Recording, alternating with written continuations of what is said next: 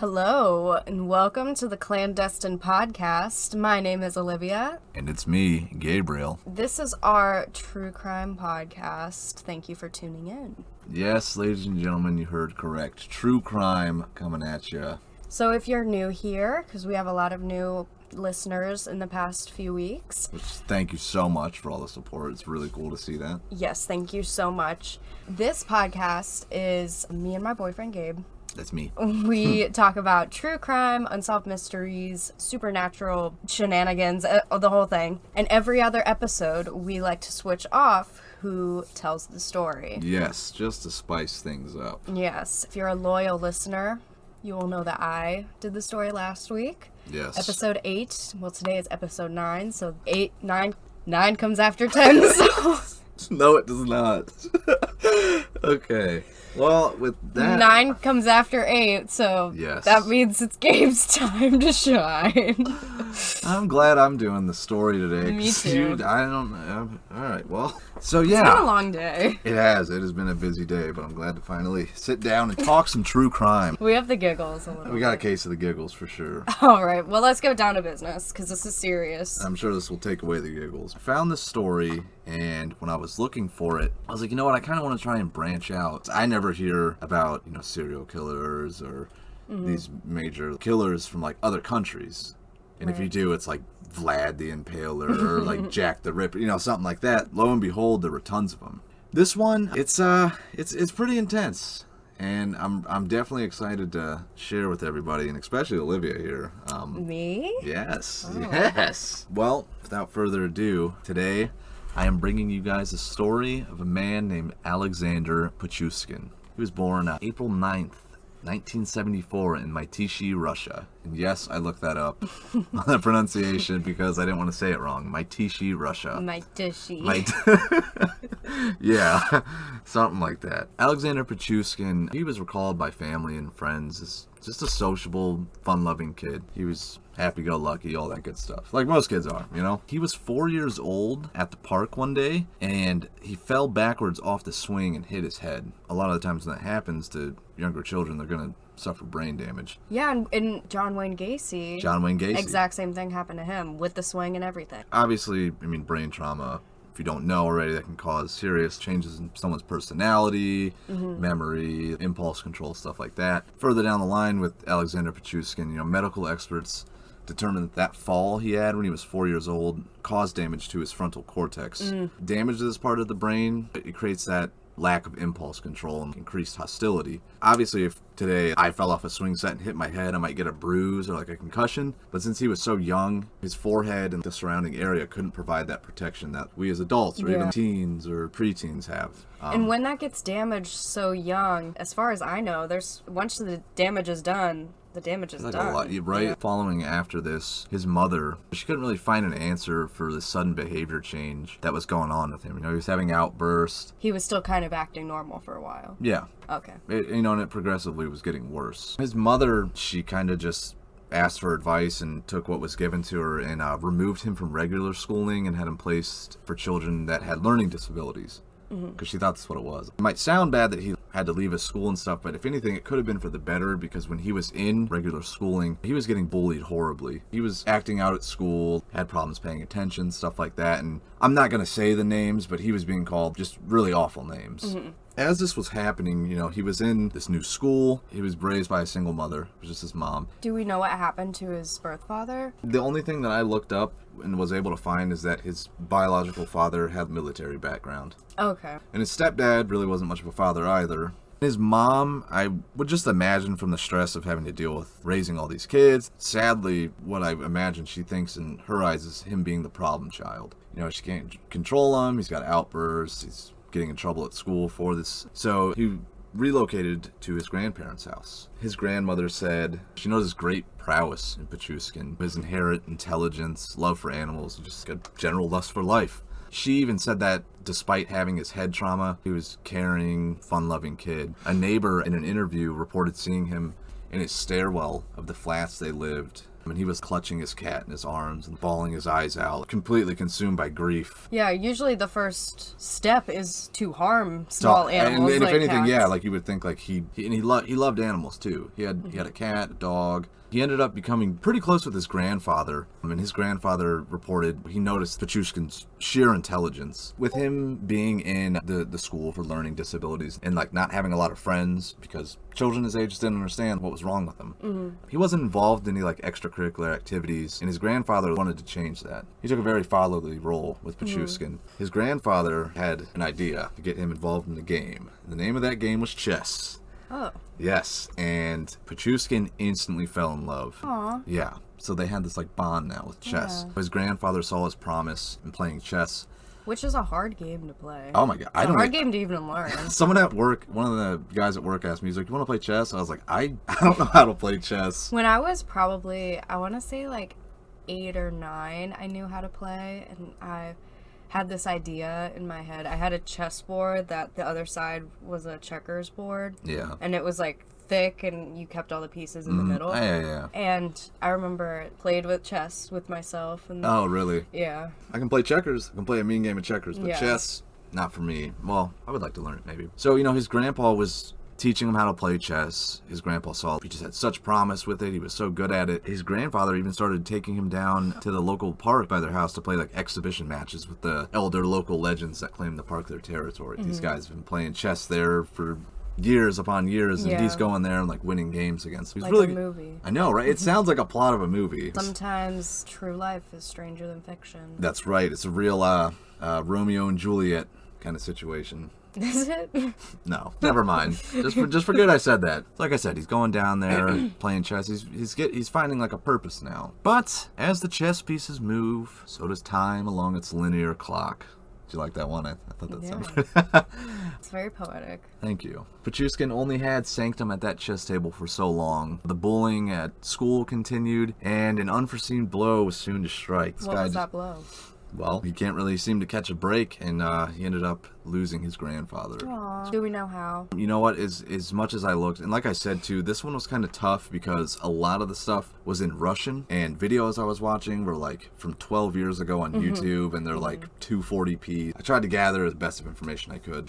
If you have anything that you would like to add or something that we just missed in any of our stories, we would love to have you tell us what we missed. Definitely. You can message us on Instagram, or we do have an email. It's clandestinepod@gmail.com. Perhaps if we have a Russian listener that can Even maybe that, give us too, some yeah. more insight, we would love that. Remember we were having a lot of people from Brazil, yeah. So, we get people coming in from all corners of the world. But like I said, things seemed like they were getting good, bonding with his grandfather, getting good at chess, and then his grandpa passed away, and it's like his whole world crumbled. And it's so important for kids to have that comfort activity, you know what I mean? Yeah. It seems pretty evident that playing chess with his grandpa was really his safe. Right, and now I'm sure, like, being his age, anytime he goes to play chess, that's all he thinks about now. And it's probably frustrating. Tainted in some way. Just tainted. That's a great way to put it. Due to Pichushkin's problem with impulse control and rage from his accident on the swing set, chess table really couldn't help him cope with the tribulations of life anymore. Instead,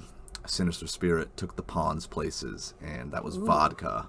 Oof. Yes, and as stereotypical as it is, in Russia, vodka is a very common thing for people to drink there.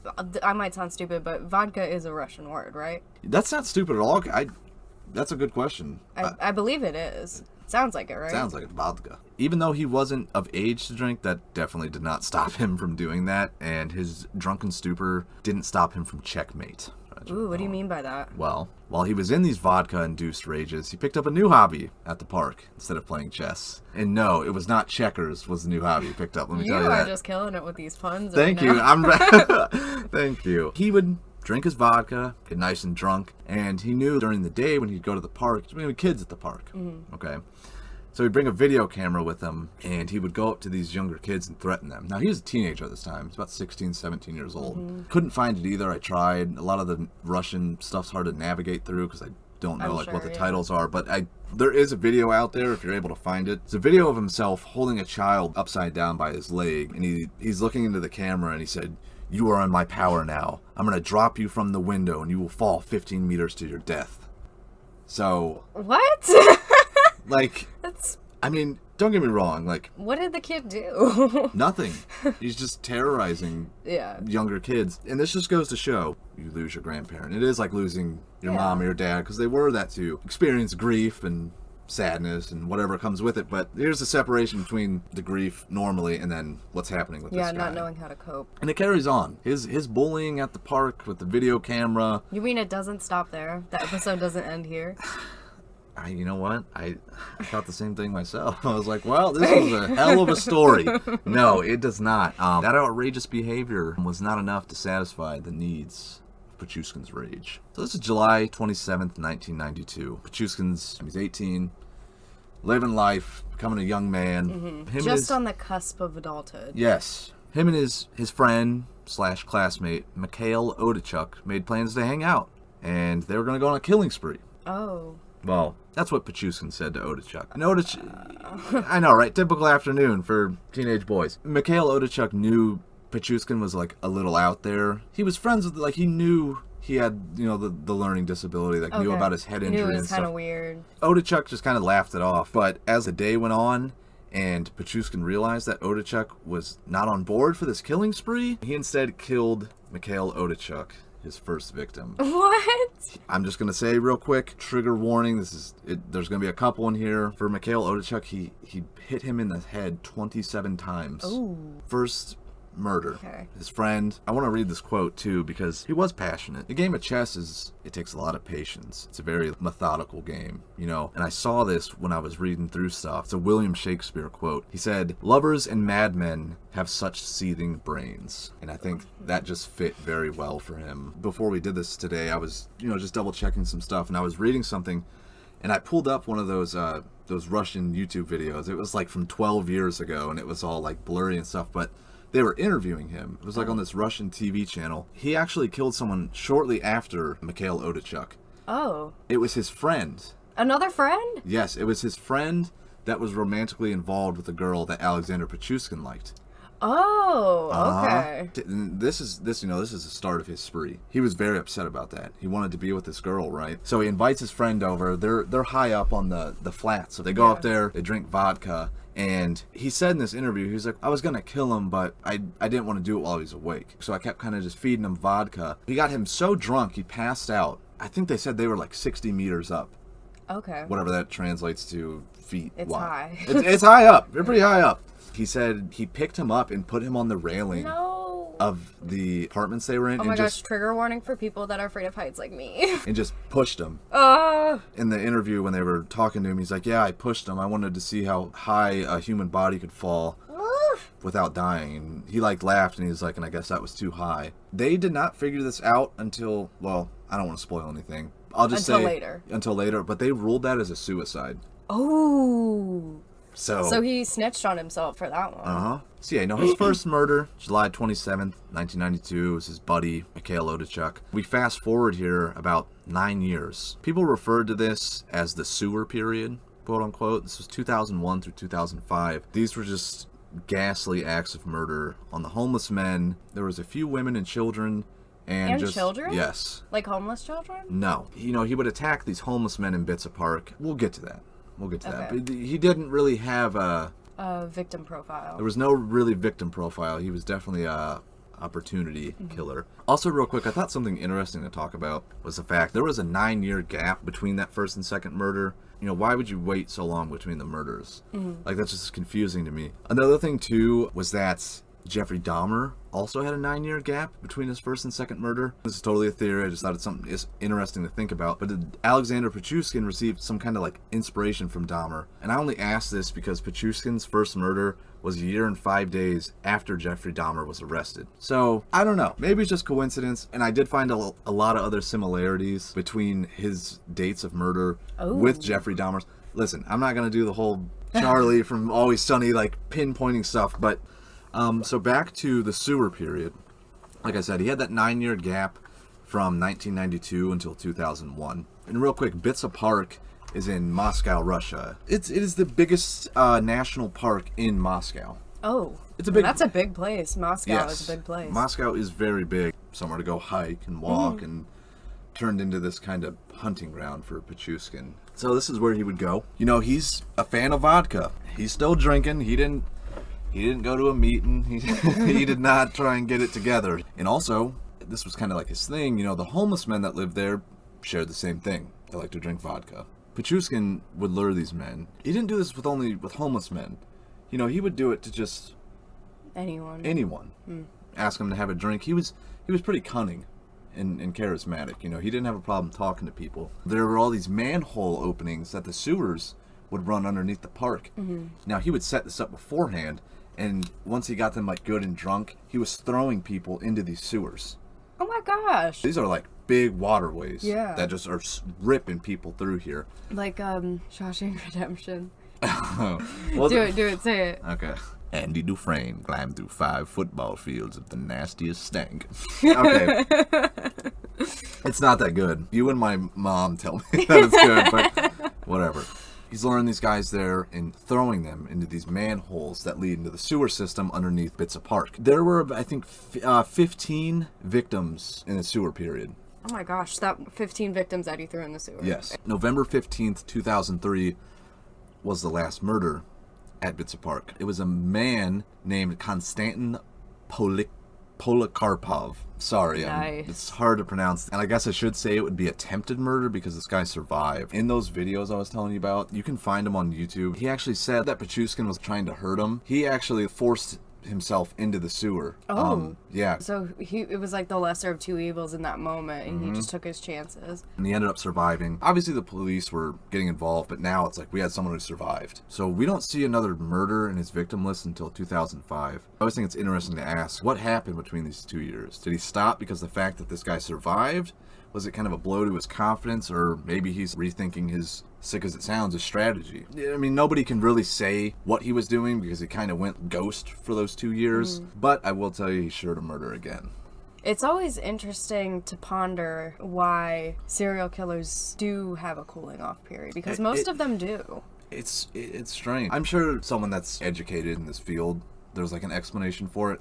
I don't think there really is. Really? I don't think, and not a solid one at least. Yeah. You know, this 2-year period ended where he kind of went MIA, and this would be the last year of him killing. It'd be from 2005 to 2006. He killed another 15 people. In 1 year? Uh-huh. Oh my gosh. Still in Bitsa Park. That's more than one person a month. Yeah. He did something different this time. He was still going to the park, doing the whole vodka thing, but now he was adding a signature to his kill. Uh-oh.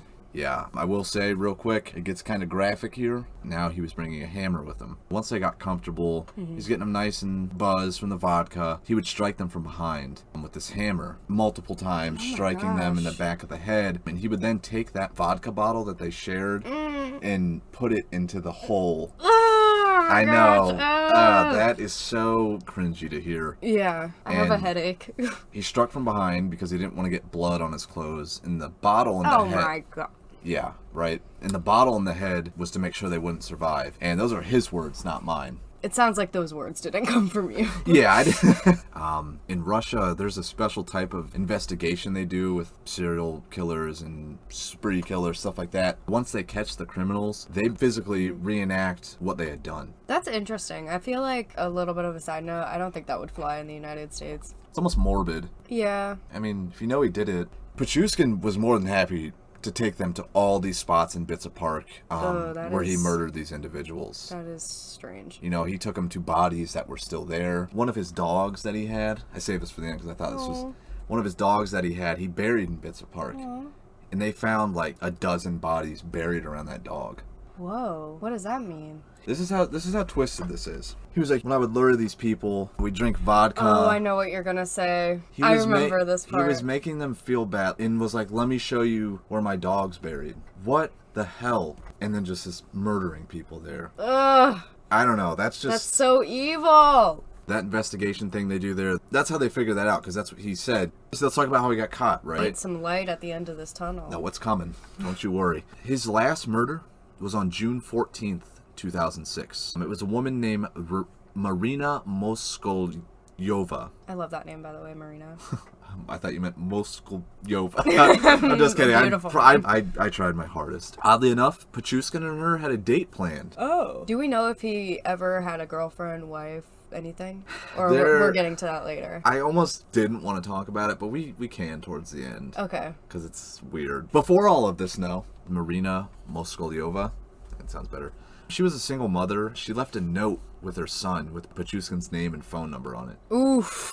So she was smart. She's like, Yeah. I don't really know this guy, so I'm going to leave this with him. They rode the Moscow metro system together. And we know this because when her body was found, they found the ticket on her. And they're like, okay, well, if she took the metro, we have the timestamp of when she was on it. We're going to look at the security camera footage. They see Pichushkin, and they're like, Got him. it's undeniable. He was the last person seen with her. Ladies and gentlemen, we got him. We got him. 2 days later, he was arrested. He was in holding for a while. He eventually was convicted that same year on October 24th. In total, they were able to account for 49 murders. 49? 49 murders. What? Yeah. How is... I'm speechless. I don't even know how that's... in this reality we live in, how that's even possible. And the 3 attempted murders. He asked the court to add 11 victims to his body count, bringing it to a total of 60 and 3 surviving victims. So the Russian court accepted the additional 11 people? No, because they weren't able to prove or find bodies. Alexander Pichushkin is known as the Chessboard Killer. Count the squares on a chessboard, there are 64, and that was his goal. That's 60, potentially 64 lives that are for no reason. And, for no reason. Crazy. No reason at all, other than for some sick kind of game that this guy was playing. Yeah. During his trial, they housed him in like this glass cage. What? Yeah. Kind of did it for the protection of the people in there and for his own protection. Okay. Because there were a lot of people there that were very upset with this guy. And there's actually pictures of it on Google if you type in Alexander Pichushkin glass cage, and he's just sitting in there like just so devoid of any emotion. We'll post him on the Instagram. Yeah, definitely. I kind of think that's a good idea, actually. It's a good idea. Mm-hmm. It took the judge, Vladimir Usov. They got such cool names. Yeah. Can you say it in a Russian accent? Vladimir Usov.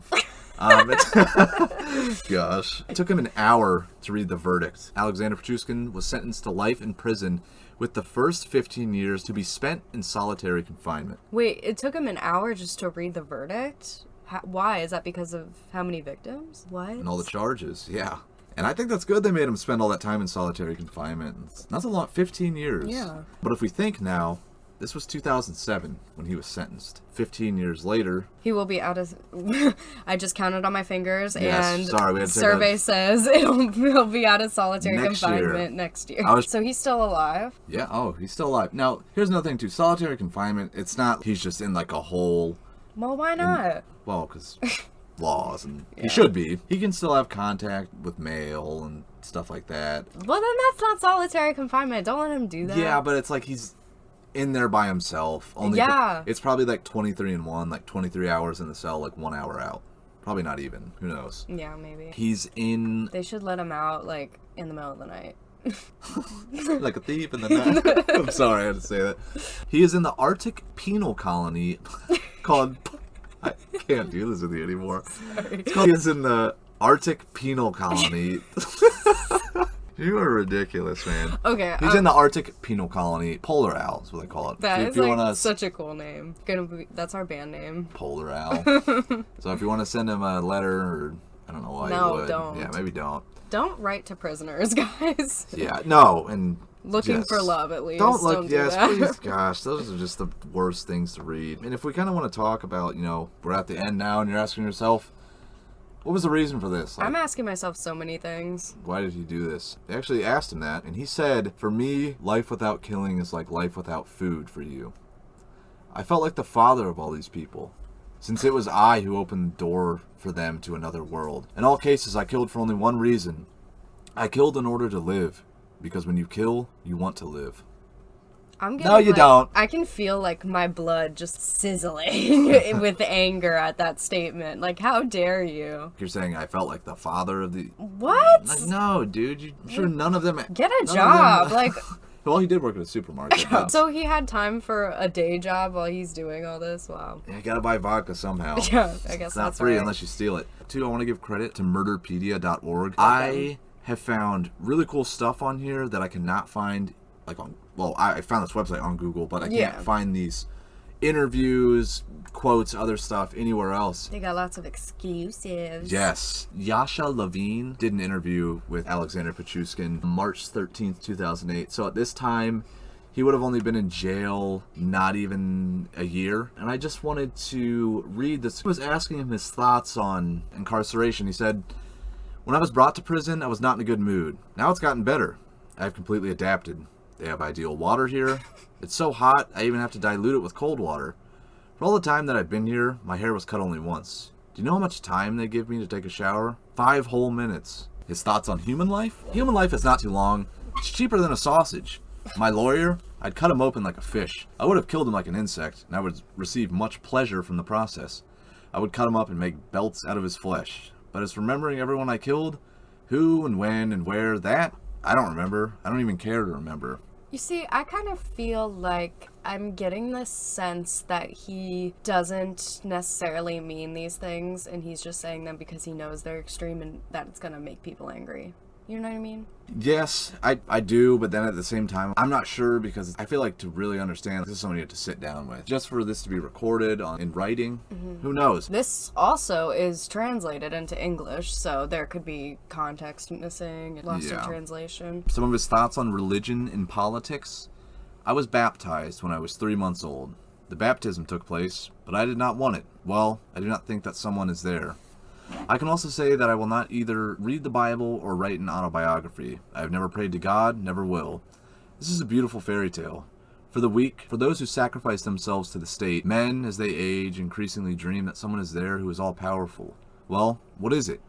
As for voting in all my 33 years, I have never missed a chance to vote. God complex. Yeah. And the fact that he says, I can also say that I will not either read the Bible or write an autobiography. Like, okay, you just said 2 completely different things in the same sentence. Like, they're related, but they're not. These are his thoughts on dreams. He says, I have nightmares. A dog. Stay away from the dog. It lived with me a long time. She died. It was my fault. I treated it, how to say, not very... She could have been saved. It was a bad situation. It left something in my subconscious. I thought that was really interesting because it's like, damn, dude, are you doing all this because of your dog? I mean, geez. Everything else you've said is so chauvinistic and and so fat-headed. The way that he talks about human life is with such little care, but what happened to his dog, he can't even speak about it. I know. It's so upsetting to him. His thoughts on literature, he said, of course I don't write. Only devki, Russian slang for girls. Only girls write. Yeah, only girls write. Only girls write. Journalists too, I suppose. His thoughts on friendship. First of all, what is a friend? This is not someone who gives you 100 rubles, that's Russian currency, or lets you stay over for a night. And secondly, my principle, to the grave, and that's it.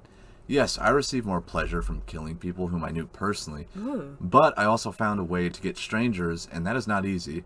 Their relatives said that they would never go somewhere with a stranger, but to me, they are flying. Despite the difference in age, a youngster, Korygin, one of his victims, I was leaving the police office. I knew that everywhere was an ambush, but I remained free. Then I spit and got caught. Okay, so that derailed quickly. Super quickly. Even reading that, I was like, the hell are you talking about, man? Thoughts on forgiveness. No, I do not regret it. So much strength and time spent. Repent? I don't repent. This is again a dull formality. It will not change my sentence. Since I was young, I dreamed everything was different back then. And it all turned out the way I wanted to. I knew that they had nailed me when they started pressing me about 12 victims, but then they were all surprised that I actually killed 60. I watched a show about me on TV. Dennis, my classmate, told the camera, when we learned that he had committed these crimes, it was a shock. Others said I was a rare case. Killing just for the sake of killing? There's no motivation. Neither race, nor sex, nor religion. Even someone wrote, Pichushkin himself doesn't know yet that the history of criminology has changed, that it didn't account for someone such as him, that he will go down in history forever. Okay, buddy. Yeah. Solitary confinement for this guy is not a punishment at all. He seems like he enjoys his company very much. Yeah. Sports, he said, I never watched football, no hockey. The only 2 sports. Only 2 sports ever. And on travel, which... I don't know why. I thought it was weird to ask. Yeah, it was kind of weird. He said, I'd like to live in Mexico. First, it's warm there. Secondly, there are forests. Maybe there I could live in a different way if I was there. This is in quotations. After the Tavoy Den reporter told Pichushkin that Mexico doesn't have forests, he replied, "Do you want to tell me there are no jungles? Like Freddy Krueger said, Elm Street exists in every city." Dude, what the hell are you talking about? What? Oh, that's so disturbing. One last thing I kind of wanted to talk about. I don't like stuff like this because it's almost like Hollywood drama. Alexander Pichushkin did get married. Well, he proposed while he was in jail to someone that was writing into him. Oh. And they had a very weird relationship. If you want, go look it up. I don't really want to talk about it all that much because I think it's gross. This guy doesn't really deserve that. Yeah. And this woman that fell in love with him when she saw his murder documentary on Russian TV, it was weird, and she actually ended up leaving him, but he refuses to believe that he got dumped. Oh. And she has... That is so scary. The last thing I'm going to say, and I'll send this to you for the Instagram, she has a tattoo of his face in a chessboard. So... No. Yeah. I know. That's why I don't want to talk about it, because I'm just like, that's... Oh my gosh, what?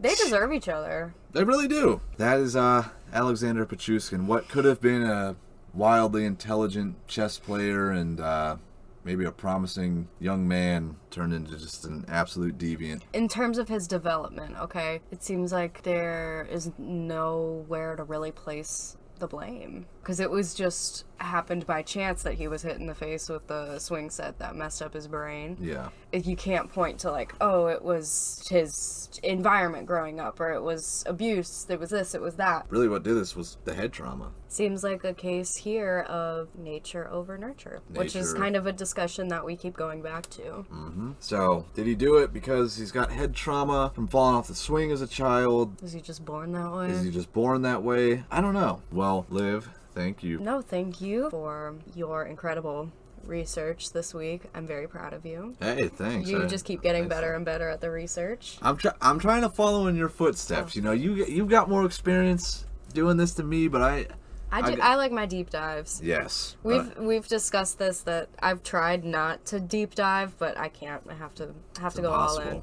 All respect to the victims of the Chessboard Killer, and the victims' families are in our thoughts. Yes. So, I mean, there's too many victims, or we would list them out. But these 49 to 60 people, these were people with families and lives and jobs and hobbies. And they were really important people to the people in their lives. And just trying to enjoy a walk in the park.